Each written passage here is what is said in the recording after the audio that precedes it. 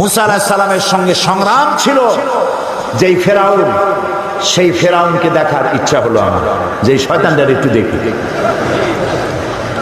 40 pound জাদুঘরে ঢুকতে লাগে, শয়তান তালাশ করতেছি, পাই না। জিজ্ঞেস করলাম যে আসল শয়তানটা কই? বললো সে তো দোতলা। ওইটারে দেখতে গেলে আরো 40 পাউন্ড দরকার। সে পয়সাও দিলাম দেখার জন্য। উপরে যখন গেছি যায় দেখি এরকম একটা বড় বাক্স, গ্লাসের বক্স, এর ভিতরে মিস্টার ফেরাউন চিতয়ে শুয়ে আছে। ওই জায়গাও দেখেছি যেখান থেকে ফেরাউন মুসা আলাইহিস সালামকে তাড়া করেছিল, আর দরিয়া ফেরে রাস্তা হয়ে গেল যেখান থেকে মুসা আলাইহিস সালাম হেঁটে গিয়েছিলেন। 3 দিক থেকে ফেরাউনের শত্রুরা, ফেরাউন 3 দিক থেকে আক্রমণ করেছে, পালাবার রাস্তা নাই। সাথী সঙ্গীরা বলছেন, ইয়া মুসা ইন্না লামুদরাকুন, আমরা তো পাকড়াও হয়ে গেছি, পালাবার পথ নাই। হযরতে মুসা আলাইহিস সালাম বলেন, কাল্লা রব্বি সায়াহদিন, কখনো নয়, চিন্তা করো না, আল্লাহ রব্বুল আলামিন আমাদের জন্য পথ বের করে দেবেন। লক্ষ্য করছেন, 3 দিকে শত্রু, একদিকে দরিয়া, পালাবার কোনো রাস্তা নাই। হযরতে মুসা আলাইহিস সালাম বলছেন, ভয় পেও না, পথ দেখায় দেবে কে? বলেন, আল্লাহ পাক পথ দেখিয়ে দিবেন। রাস্তা তৈরি হয়ে গেল। মুসা আলাইহিস সালাম রাস্তার ভিতর দিয়া চললেন, দরিয়ার অর্ধেক পর্যন্ত এসেছেন। ফেরাউন তার দলবল নিয়ে এসে দেখে বিশাল রাস্তা, ওই রাস্তা দিয়ে ওরাও নামছে। ঠিক মাঝখানে যখন এসেছে, আল্লাহ তাআলা বলছেন, দরিয়াকে হুকুম করলেন বন্ধ হয়ে যায়। বন্ধ হয়ে যায় এটা তো বলার দরকার নেই। আল্লাহ যখন কিছু ইচ্ছা করেন কি বলেন? হয়ে যায়, দিনান দেয়ার হয়ে যায়। দরিয়া বন্ধ হয়ে গেল। সাথী সঙ্গী যা ছিল সুগনি খাইয়া মরিয়া সব শেষ। ফেরাউন ডুবতেছে আর উঠতেছে, পানি খেতে খেতে পেট একেবারে পোটকা মাছের মতো মোটা হয়ে গেছে। ফেরাউন বলছে, আমানতু আন্নাহু লা ইলাহা ইল্লাল্লাযী আমানাত বিহি বানু ইসরাঈল। হায় আল্লাহ, আমি ঈমান এনেছি ওই আল্লাহর উপরে যে আল্লাহর উপর ঈমান এনেছে বনি ইসরাঈলেরা। আল্লাহ, ওয়ানা মিনাল মুসলিমিন, আর আমি তো একজন মুসলমান, আমার সুবাহ কেন, এই তো কলেমা পড়লাম। আল্লাহ তাআলা বলছেন, আন আন ওয়াকাদ আসাইতা ক্বাবলু ওয়া কুনতা মিনাল মুফসিদিন। এখন তুমি বলছো আমি মুসলমান, অথচ তুমি বছরের পর বছর ধরে আমার বান্দাদের উপরে জুলম করেছো, অত্যাচার করেছো। ওয়া কুনতা মিনাল মুফসিদিন। লক্ষ্য করুন, ফেরাউন বলছে আনা মিনাল মুসলিমিন, আমি তো একজন মুসলমান, মুসলমানদের মধ্যে আমি একজন। আল্লাহ বলছেন ওয়া কুনতা মিনাল মুফসিদিন, তুই তো সন্ত্রাসী। আল্লাহ তাআলা বলেন, আমি তোমার কাছকে শুধু মারবই না, আলিয়াউমা নুনাজ্জিকা বিবাদানিক, আমি তোমাকে শুধু মারবই না, আমি তোমার শরীরকে হেফাজত করব। পানিতে তোর শরীর পচবে না, পানির প্রাণীগুলি তোরে খাবে না, মাটিতে পচবে না, আমি তোমার দেহকে সুটকি বানায় রাখবো। কিয়ামত পর্যন্ত যত স্বৈরাচার পৃথিবীতে আসে তারা যেন তোমার থেকে উপদেশ নিতে পারে। ফেরাউনের লাশের কাছে দাঁড়িয়ে কোরআনের আয়াত আমার মনে পড়লো। দেখতে পেলাম ফেরাউনের একটা দাঁত দেখা যায়, চোখের সাদা অংশ দেখা যায়, মাথায় কিছু চুল আছে, এখন হাতের 2-1টা নখও আছে, হাত পা বাইর করা, বাকি বডিটা কাপড় দিয়ে জড়ানো। কোরআন তার কথা যে কত সত্য চিরন্তন, এসব জিনিসগুলি দেখলে স্পষ্ট হয়ে যায়। আল্লাহর মেহেরবানি, আমার মিশর সফরের সময় আল্লামা বদরুদ্দিন আইনি রহমতুল্লাহ আলাইহির মাজার জিয়ারত করার সুযোগ হলো। ইমাম শাফি রহমতুল্লাহ আলাইহির মাজার, ইমাম ওয়াকি, হযরত হারুন আলাইহিস সালাম, ইলিয়াস আলাইহিস সালাম, হযরত লুকমান, হযরত আবু দারদা রাদিয়াল্লাহু তাআলা আনহু, তাদের কবর জিয়ারতের সুযোগ হলো। এবং সেই মসজিদেও নামাজ পড়লাম, যেই মসজিদ হযরত আমর ইবনুল আস রাদিয়াল্লাহু তাআলা আনহু মিশর বিজয় করে মসজিদ তৈরি করেছিলেন। খতমে কোরআনের রাতে রমজান মাসে এখানে 5 লাখের উপরে মুসলমান নামাজে শরীক হয়। এত বড় বিশাল মসজিদ।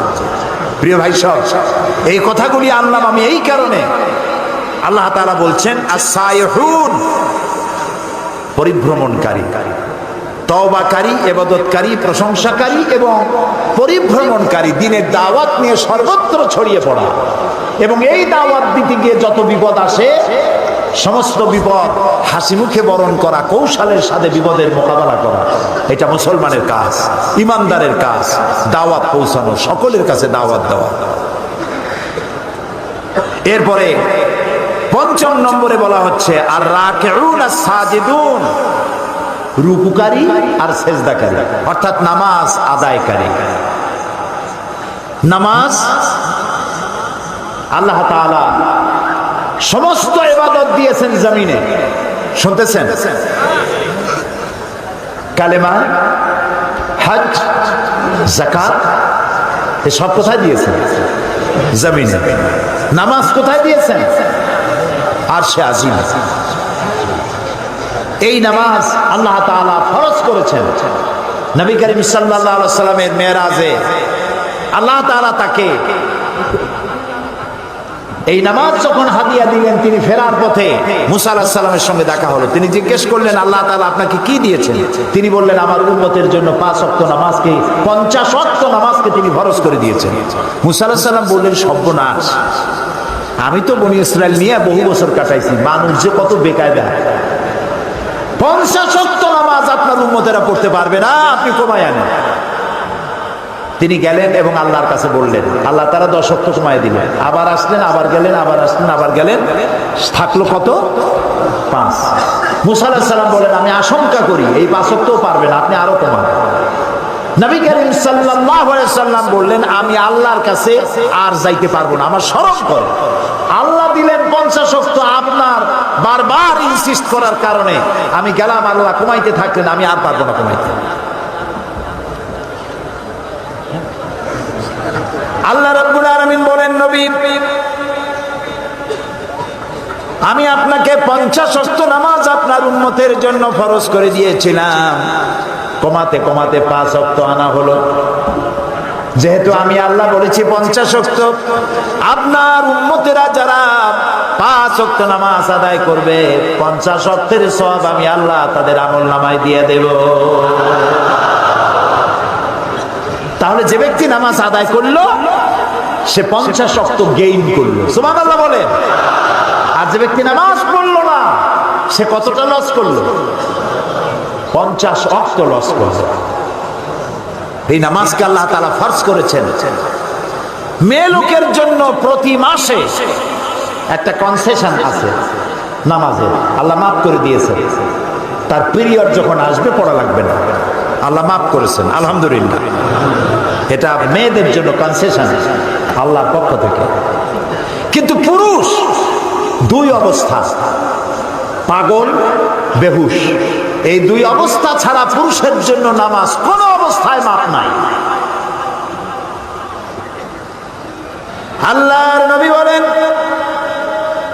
মান তারাকা সালাতান মুতাআম্মিদান ফাকাদ কাফারা, ইচ্ছে করে যে নামাজ ছেড়ে দিল সে কুফরি করলো। নাউজুবিল্লাহ। রাসূলকে জিজ্ঞাসা করা হয়েছে, আল্লাহর বান্দা এবং কাফের দুটোর মধ্যে পার্থক্য কি? রাসূলুল্লাহ বলেছেন, নামাজ। নামাজ, যে ব্যক্তি নামাজ পড়লো সে ব্যক্তি আল্লাহর বান্দা, যে নামাজ পড়লো না সে কুফরি করলো। নামাজ না পড়া কুফরি, নামাজ না পড়া কি? রাসূলুল্লাহ বলছেন, লা দীনা লিমান লা সালাতা লাহু, যার কাছে নামাজ নাই তার কাছে দ্বীন নাই, ঈমান নাই, চরিত্র নাই, কিচ্ছু নাই। প্রিয় বগুড়াবাসী, প্রিয় উপস্থিতি, ভাই এবং বোনেরা, আল্লাহ নবী বলেছেন, যে ব্যক্তি নামাজ আদায় করে না, ইচ্ছে করে নামাজ ছাড়ে, আল্লাহ এবং রাসূলের সাথে তার কোনো সম্পর্ক থাকে না। সমস্ত সম্পর্ক আল্লাহ কাট করে দেন। আল্লাহ তার দিকে রহমতের নজরে তাকান না। কিয়ামতের দিন আল্লাহ তাআলা রহমতের নজরে তাকাবেন তো নাই।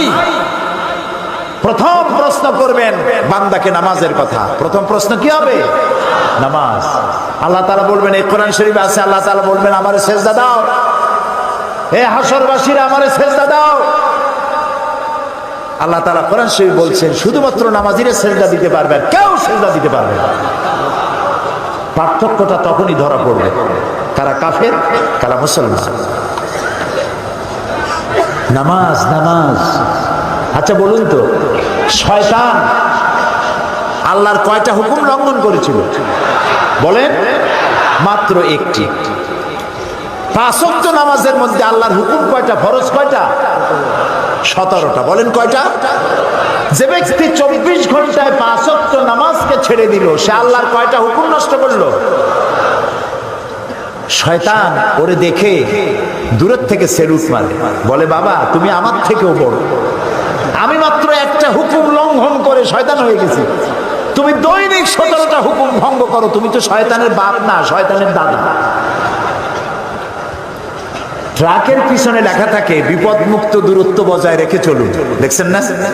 শয়তান ও বেনামাজি থেকে বিপদমুক্ত দূরত্ব বজায় রেখে চলে। কোন সময় ওনার উপরে আল্লাহর গজব হয় তার ঠিক নেই। প্রিয় ভাই সাহেব, নামাজ নামাজ। নবী করিম সাল্লাল্লাহু আলাইহি সাল্লাম তার জীবনের শেষ কথা যেটা ছিল সেটা হলো নামাজ নামাজ নামাজ। আমার উম্মতেরা নামাজ ছেড়ে দিও না। কোরআন শরীফের মধ্যে আল্লাহ তাআলা 82 জায়গায় বলেছেন নামাজ আদায় করে। কয় জায়গায় বলছেন? 82 জায়গায়। আমার আল্লাহ বলেছেন 82 জায়গায় নামাজ নামাজ নামাজ আদায় করে। এই নামাজ মানুষকে বিনয়ী করে, এই নামাজ মানুষকে নিজের ছোটত্ব প্রমাণ করে। আর আল্লাহ বড়। নামাজের সব জায়গায় উঠতে বসতে দাঁড়াতে কি বলতে হয়? আল্লাহু আকবার আল্লাহু আকবার আল্লাহু আকবার। মানে কি? আল্লাহ সর্বশ্রেষ্ঠ আর আমি তোমার গোলাম। মাথা নিচু আল্লাহ ছাড়া কারো সামনে করা যায় না। আপনাদের মনে আছে 1996-তে আমি যখন পার্লামেন্টে প্রথম গেলাম, আমি গিয়ে দেখলাম সেইখানে মন্ত্রী এমপি গোষ্ঠী সুদ্ধা ভিতরে ঢুকতেছে মাথা নিচু করে, মাথা নিচু করে, ঠিক এইভাবে নিচু করে ঢোকে। আমি জিজ্ঞেস করলাম আমার পাশে যিনি বসা, ভাই আমি তো নতুন মানুষ, পার্লামেন্টে জীবনে আসি নাই, এই যে যারা ঢুকতেছে মন্ত্রী এমপি গোষ্ঠী সুদ্ধা রুকু দিয়ে ঢোকে কেন? কয়েছে না রুকু না, এটা নিয়ম, আপনি তো বোঝেন না। আমি বুঝি না বলেই তো জিজ্ঞেস করতেছে মাথা নিচু করে কেন? দেখেন আমাকে বই দিল, বইতে rules of procedure article number 267 ওখানে লেখা আছে পার্লামেন্টে ঢোকার সময় এবং বেরোবার সময় উভয় অবস্থায় স্পিকারকে সম্মান জানাবার উদ্দেশ্যে মাথা ঝুঁকাইয়া সম্মান প্রদর্শন করিতে হইবে। নাউযুবিল্লাহি মিন যালিক। আমার মাইন্ড স্ট্রাইক করিল। কিন্তু পার্লামেন্টের নতুন মানুষ কেমনে কথা কয় জানি না, কোন কথা বলবো আর বলবে বসেন, বেইজ্জতি কাণ্ড। আমার বুঝতে সময় লাগলো 2-3 দিন পার্লামেন্টে কি সব ধারা নিয়ে কথা বলা যায়। 3 দিনের মাথায় পয়েন্ট অফ অর্ডারে দাঁড়ালাম, 15 মিনিট বক্তব্য রেখেছি। হুমায়ুন রশিদ সাহেব তখন স্পিকার ছিলেন, তিনি মারা গেছেন, আল্লাহ তাকে রহম করুন। আমি তাকে বললাম রুলস অফ প্রসিডিওরের আর্টিকেল নাম্বার 267 এটি কোনো মুসলমান মানতে পারে না। মুসলমানের মাথা নত হবে কেবলমাত্র আল্লাহর সামনে, কোন মানুষের সামনে মাথা নত হতে পারে না। কোরআন আর হাদিস দিয়ে বুঝাইলাম। 15 মিনিট স্পিকার আমার দিকে তাকিয়ে থাকলেন। 15 মিনিট শেষ হওয়ার পর, বক্তব্য শেষ করার পর তিনি আমাকে বললেন, মৌলানা সাহেব আপনার বক্তব্যের সাথে আমি 100% একমত, কিন্তু আমি তো এইভাবে এটা বন্ধ করতে পারবো না। এই জন্য আপনাকে বিধি মোতাবেক নোটিশ দিতে হবে। নোটিশ কমিটিতে উঠবে, সেখানে আলোচনা হবে, সেখানে আলোচনার সিদ্ধান্ত যেটা হয় সেটা পার্লামেন্টে আসবে, তারপরে আমার রুলিং যাবে। আমি যথাবিহিত নোটিশ দিলাম, আলোচনা হলো।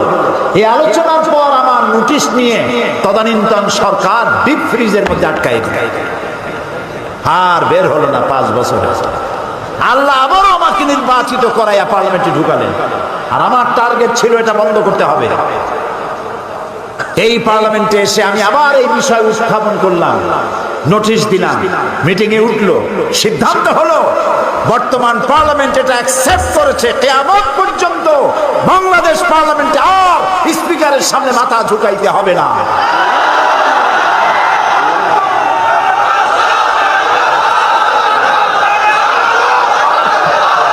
প্রিয় ভাই সব, মানুষ মুসলমান মাথা নত করবে কেবলমাত্র কার সামনে? আল্লাহ ছাড়া কারোর সামনে মাথা নত করা যাবে না। আর নামাজ একমাত্র সিস্টেম যার মধ্য দিয়ে নিজেকে ছোট করা যায়। আল্লাহ সব থেকে বড়, আমি ছোট। এই ছোটত্ব, অহংবোধ, নিজের অহংবোধ, এটাকে মাটির সাথে মিশাবার জন্য এ পর্যন্ত হাত তুলে দাঁড়ায় মানুষ যখন নামাজে দাঁড়ায় আসামির মতো হয়ে যায়। রুকুতে গেল, নিজের অস্তিত্ব আরো অবনমিত হলো। সেজদা যখন দিল তখন তার অহংকার মাটির সাথে মিশে গেল। আমি সেজদা দিয়ে বললাম, আল্লাহ তুমি শ্রেষ্ঠ, আমি তোমার গোলাম। আল্লাহ রসুল বলেছেন, প্রশ্ন করা হয়েছে, হে রাসূল, বান্দা আল্লাহর নিকটবর্তী হয় কখন? নবী করিম সাল্লাল্লাহু আলাইহি ওয়াসাল্লাম বলেছেন, বান্দা যখন সেজদা দেয় একদম আল্লাহর কাছে চলে যায়। রাসূলুল্লাহ বলছেন, আমার উম্মতেরা ও সাহাবীরা যখন সেজদা দিবা তখন মনে করবা তুমি তোমার মাথা আল্লাহ তাআলার কদম মোবারকের উপরে রেখে দিয়েছো। সেজদা দিয়ে মনে করবেন, আল্লাহ আমি আমার মাথা আপনার পায়ের উপরে ছেড়ে দিচ্ছি। সুবহানাল্লাহ। এরকম সেজদা দিয়ে দেখেন, সেজদায় কত মজা। দেখেন না, মানুষ বলে, ভাই এমন কাজ আমার ছেলেতে করছে, আমার নাক কাটা গেছে। সত্যি কি নাক কাটছে নাকি? না, মর্যাদা হানি হয়েছে। আবার বলে আমার কপাল খুলে গেছে। কপাল কি খোলে টোলে কিছু? আবার কপাল পুড়িয়ে গেছে। এর অর্থ কি? ভাগ্য। কপাল কিসের প্রতীক? ভাগ্যের প্রতীক না, মর্যাদার প্রতীক।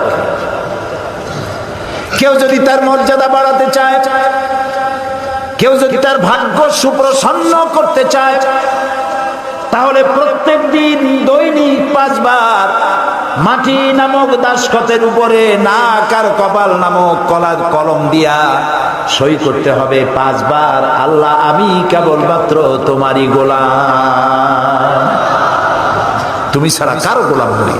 ফজরে একবার, জোহরে একবার, আসরে একবার, মাগরিবে একবার, আবার রাত্রে শুতে যাব তখনও আর একবার। সর্বত্র আল্লাহু আকবার, আল্লাহু আকবার বলেন সবাই, আল্লাহু আকবার। সব ক্ষেত্রে আল্লাহু আকবার।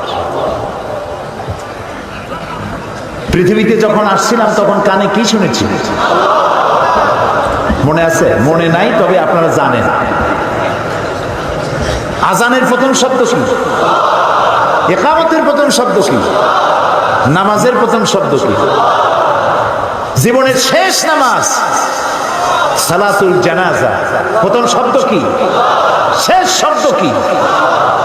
এর দ্বারা প্রমাণ হলো আমার জন্ম থেকে কবরে যাওয়া পর্যন্ত জীবনের প্রতিটি ক্ষেত্রে আমি গোলাম, আমাকে ঘোষণা করতে হবে আল্লাহু আকবার। খুব দুর্ভাগ্য আমার দেশের এরকম রাজনৈতিক দলও আছে যাদের মিছিলে মিটিংয়ে আল্লাহু আকবার শোনা যায় না। হাজারো স্লোগান দেয়, আল্লাহু আকবার বলে। বগুড়া এরকম দল নাই। কি দুর্ভাগ্য! ওই দল যারা করেন একটু চিন্তা করা উচিত, নেতাদের জিজ্ঞান দরকার। নেতা সাহেব, আমি তো মুসলমানের বাচ্চা, আমার মা মুসলমান, বাপও মুসলমান। হাজারো স্লোগান দেয় মানুষের নামে, দেশের নামে হাজারো স্লোগান দিতে পারি। এ কোন রাজনীতি যে আল্লাহু আকবার বলা যায় না?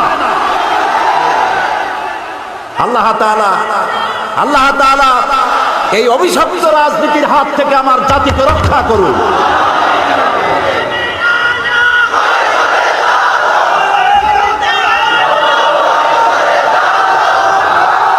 প্রিয় ভাই সব, সুতরাং নামাজ, 5 ওয়াক্ত নামাজ আমরা জীবনে আর ছাড়বো না। যুবকেরা, অনেক যুবক মনে করে এখন তো যৌবন কাল, একটু বিয়ে টিয়া করি, বাচ্চা টাচ্চা হোক, তারপরে ধীরে ধীরে নামাজ ধরবো। তুমি যে বিয়ে করতে পারবা তার কোনো গ্যারান্টি আছে? তোমার যে বাচ্চা হবে তার কোনো গ্যারান্টি আছে? তুমি যে বুড়া হবা তার কোনো গ্যারান্টি আছে? বৈশাখ মাসে যখন ঝড় হয়, ঝড়ে শুধু পাকা আম পড়ে না, কাঁচা আমগুলোও পড়ে, ঠিক না? নিঃশ্বাসের কোনো বিশ্বাস নাই, আজ আছি কাল নাই, এই অবস্থা। এই যে কথাগুলি শুনলাম, আল্লাহ যেন আজকেই এশার নামাজ যারা পড়ে নাই, আজকে থেকেই যেন এশা থেকে নামাজ শুরু করতে পারি, আল্লাহ যেন তৌফিক দেয়, বলেন আমিন। প্রিয় মুসলমান ভাইরা, নামাজ যে পড়বেন না, মুসলমান দাবি করার তার কোনো হক নাই। নিজেকে মোমেনও দাবি করতে পারবেন না, মুসলমানও দাবি করতে পারবেন না। নামাজ পড়তে হবে, নামাজ নামাজ। আপনি অফিসার, নামাজ পড়েন।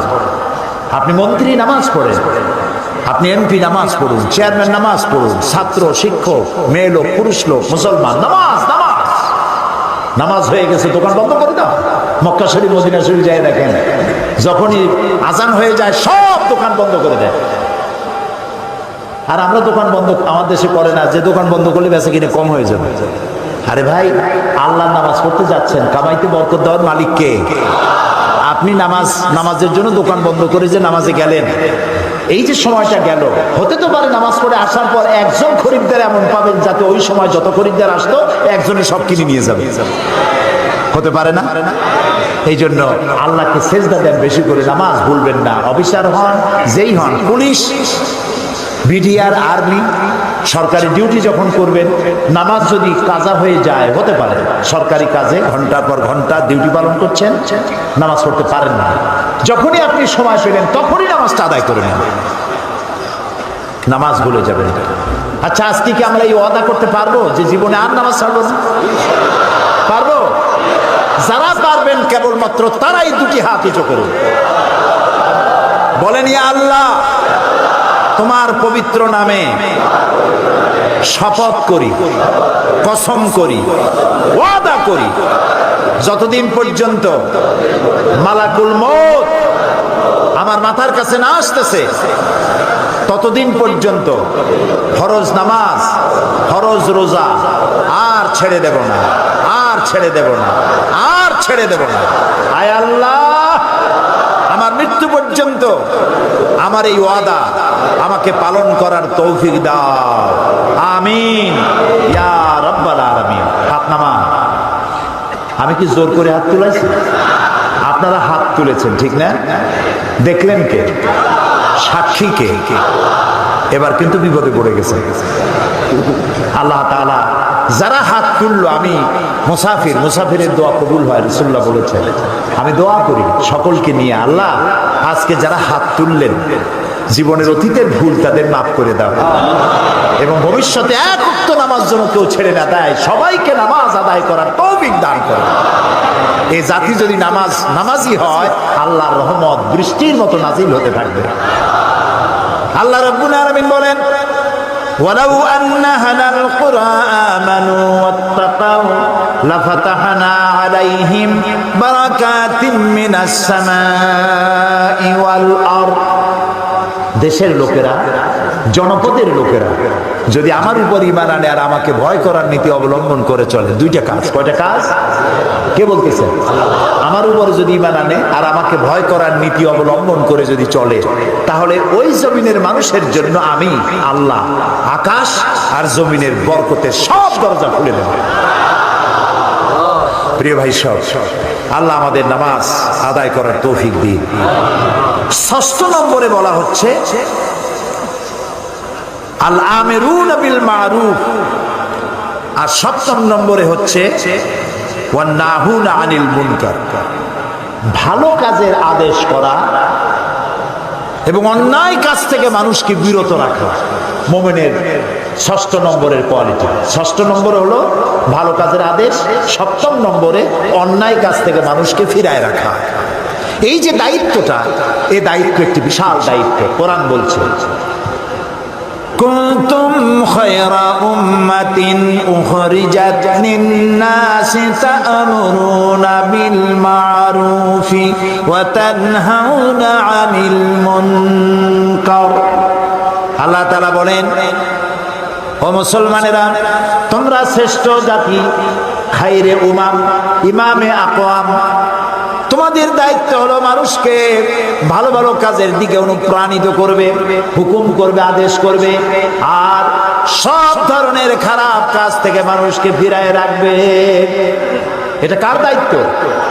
উম্মতের দায়িত্ব। আল্লাহ তাআলা বলছেন এই দায়িত্ব সব নবীদের, সমস্ত নবীদের কাজই ছিল মানুষকে ভালো কাজের আদেশ দেওয়া আর অন্যায় থেকে ফিরিয়ে রাখা। আল্লাহ তাআলা বলছেন এটা নবীদের কাজ, এটা উম্মতের কাজ। এই কাজটি দলের কাজ। ওয়ালতাকুম মিনকুম উম্মাতুন ইয়াদউনা ইলাল খায়র ইয়ামুরুনা বিল মারুফ ওয়া ইয়ানহাউনা আনিল মুনকার। তোমাদের মধ্যে এরকম দল থাকতেই হবে যারা মানুষকে ভালো কাজের আদেশ করবে, অন্যায় কাজ থেকে ফিরায় রাখবে। আল্লাহ তাআলা বলছেন এই দায়িত্ব সব নবীদের, সমস্ত নবীদের কাজ।